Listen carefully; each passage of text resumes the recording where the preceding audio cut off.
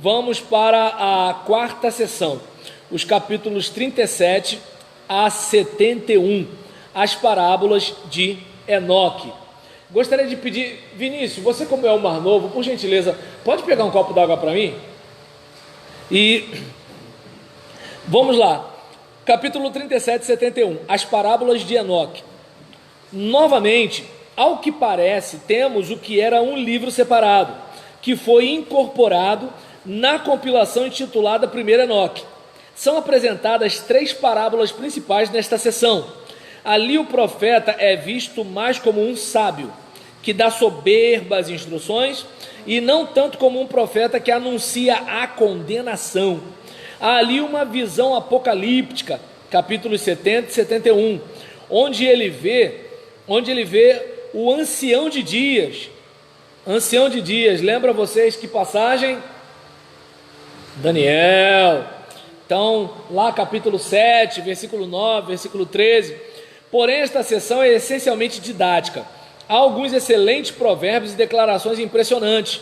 No texto que aborda questões escatológicas, temos o nome do eleito, o Messias, o Filho do Homem. Pela primeira vez, pois o Messias é identificado como o Filho do Homem. Tá, Messias, Messias, Messias. Agora Messias, Filho do Homem. Você vai dar uma olhada lá em Daniel 7, versículo 13, quanto a algo parecido. Trecho que pode ter sido o pano de fundo dessa passagem de 1 Enoque. O paralelo assemelha-se tanto ao Novo Testamento que alguns têm pensado que algum escritor cristão foi autor desse trecho. No entanto, não temos ali o motivo neotestamentário da crucificação, morte e ressurreição do Messias. Opa, valeu, gente boa, obrigado. Então, deixa eu ver aqui. Isso. Não temos o motivo neotestamentário da crucificação, morte e ressurreição do Messias, o que um escritor cristão inevitavelmente haveria de incluir. Talvez seja melhor supormos que houve nisso o espírito de revelação, acompanhando o desenvolvimento da tradição profética. E por mais imperfeitamente que esse espírito de revelação tenha operado, mostrou ter um pré-conhecimento genuíno. Os estudos no campo da parapsicologia têm demonstrado amplamente que a natureza humana, inteiramente à parte de qualquer força externa, é capaz de ter conhecimento prévio. Isso deve ter operado muito mais no caso de homens que estavam buscando a verdade religiosa e escrevendo sobre ela, de acordo com as tradições judaicas que, afinal de contas, prepararam o caminho para o cristianismo. Isso não equivale a dizer que as obras que eles escreveram foram divinamente inspiradas, mas somente que certos elementos dessas obras fizeram parte genuína de uma crescente tradição profética, dotada de elementos genuínos, de predições genuínas. Vamos pegar, por exemplo, a nossa comunidade cristã. No ambiente, por exemplo, pentecostal, isso vai ser um pouco mais fácil quando você vai ver uma pessoa em êxtase ou transe, eu não sei o termo mais adequado, tecnicamente falando, não com juízo de valor, em que aquela pessoa vai começar com uma predição ou uma denúncia, uma exortação. Em alguns casos começa com eis que te digo, e termina com a minha graça e a minha paz te basta, alguma coisa assim, coisas do tipo e tudo tal. No ambiente batista, o indivíduo ele não vai fazer isso para não passar por algumas dificuldades, mas no cantinho, terminou o culto, sempre tem aquela pessoa que chega para você e fala assim: irmão, eu queria te contar um negócio. E aí, pelo menos já aconteceu comigo, da pessoa, olha, Deus falou para eu te dizer isso, isso, isso e isso. Ou seja, a pessoa não vai no microfone e não fala, porque ela sabe que a igreja tradicional ela vai ter um pouco de dificuldade ali. Mas no canto, ela vai, conversa com o outro, coisas do tipo e assim por diante. Então, pode não ser uma coisa que está na Bíblia, mas pode ser uma experiência com o sobrenatural. E é disso que ele está falando aqui, que pode não ter sido uma obra inspirada, mas pode ter sido o registro de uma experiência legítima, certo? Como eu disse aqui, pode ter sido, não estou afirmando, eu só estou lendo e comentando, nada mais. E aí, seja como for, esta sessão parece ter sido obra de dois autores diferentes.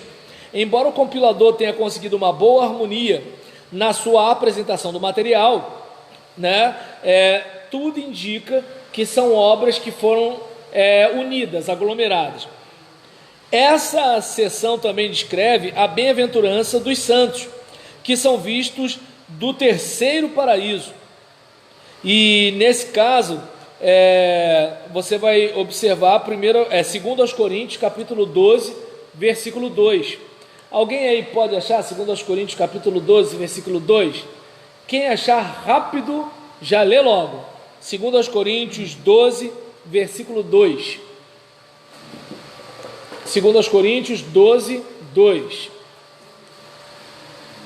2 Coríntios 12, 2. Conheço um homem em Cristo que há 14 anos, se no corpo não sei, se fora do corpo não sei, Deus o sabe, foi arrebatado até ao terceiro céu. Então a gente percebe que assim, há aqui no livro de Enoque uma seção que descreve as bem-aventuranças dos santos que são vistos do terceiro paraíso, onde o paraíso é medido, comparar, né, por exemplo, com a medição da Jerusalém Celestial em Apocalipse, do capítulo 21, a partir do versículo 15. A gente não vai ler porque é mais de um versículo. E aí o julgamento dos reis e dos poderosos, né, você pode comparar com o tema similar dos capítulos 17 e 18 do Apocalipse. E os nomes e funções dos anjos caídos.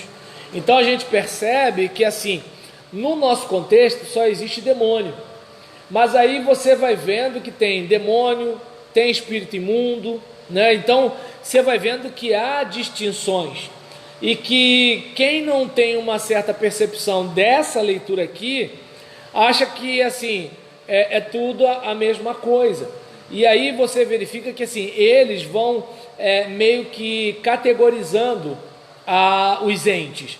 Então, e quando você vai para o Novo Testamento, a audiência dos autores é uma audiência que conhece essas descrições.